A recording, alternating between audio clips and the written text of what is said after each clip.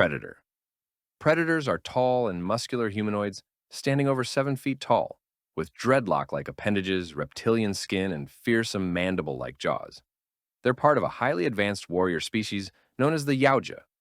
They live for the hunt and travel across the galaxy in search of dangerous prey, including humans, aliens, and even other predators. They follow a strict code of honor and won't kill you unless you're armed or seen as a worthy opponent. With advanced technology like cloaking devices, thermal vision, and plasma weapons, they're nearly impossible to stop. The crazy part? These brutal killing machines still act like passive-aggressive gym bros, refusing to fight you unless you're worthy. Like, bro, just stab the guy. Not everything's a fucking anime duel. Necormorph. Necromorphs are grotesque, reanimated corpses twisted into killing machines, with mutated limbs, blade-like protrusions, and bone structures warped beyond recognition. Originating from the Dead Space series, necromorphs are the stuff of nightmare fuel. They're reanimated corpses transformed into grotesque, weaponized monsters by an alien signal called the marker. The infection spreads rapidly, reshaping flesh into blades, claws, and twisted horrors. It's like someone let Satan design origami with corpses and gave him unlimited flesh to work with. Unlike typical zombies, necromorphs evolve based on their host, adapting new forms to maximize destruction. Their sole goal? To spread the infection across entire worlds.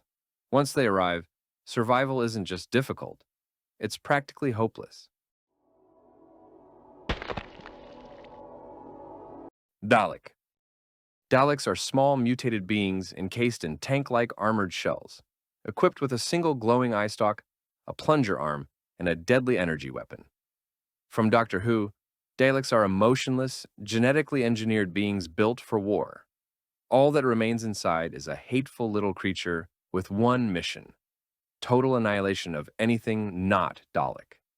Despite their rage-fueled existence, they look like salt shakers with a megaphone attachment, and still somehow manage to be terrifying.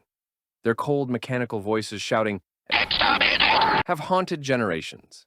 They can fly, adapt to weapons, and are nearly indestructible. They don't want to conquer the universe. They want to be the only thing left in it.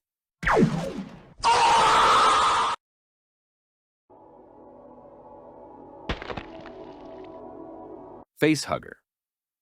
Facehuggers are small, spider-like parasites with crab-like legs, fleshy tendrils, and a long, whip-like tail, about the size of a human head.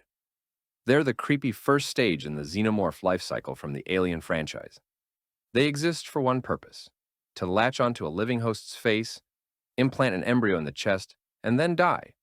Once attached, there's almost no removing them without killing the host. After a short incubation period, the infamous chestburster erupts violently from the body, growing into a deadly xenomorph. Not to mention it looks fucking disgusting. Like, who the fuck designed this? Hey, yo! Flood.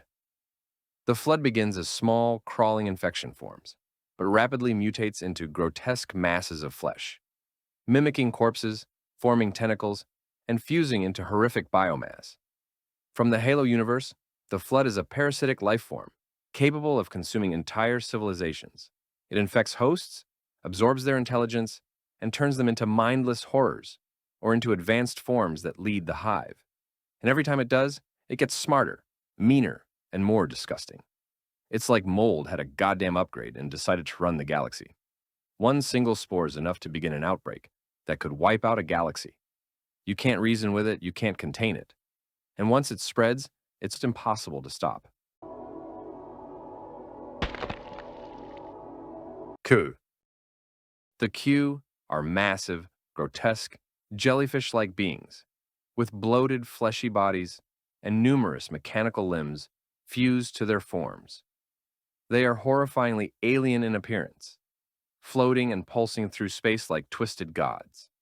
In the book All Tomorrows, the QU are post-human aliens that see themselves as architects of life. After humanity begins to colonize the stars, the Q see this as a threat to their supremacy and wage a brutal war. After defeating humanity, they don't destroy us. Instead, they punish us.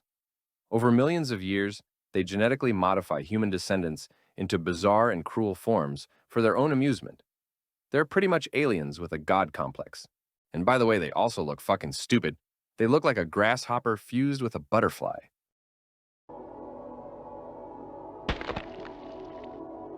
By the way, thanks for watching. Bye-bye.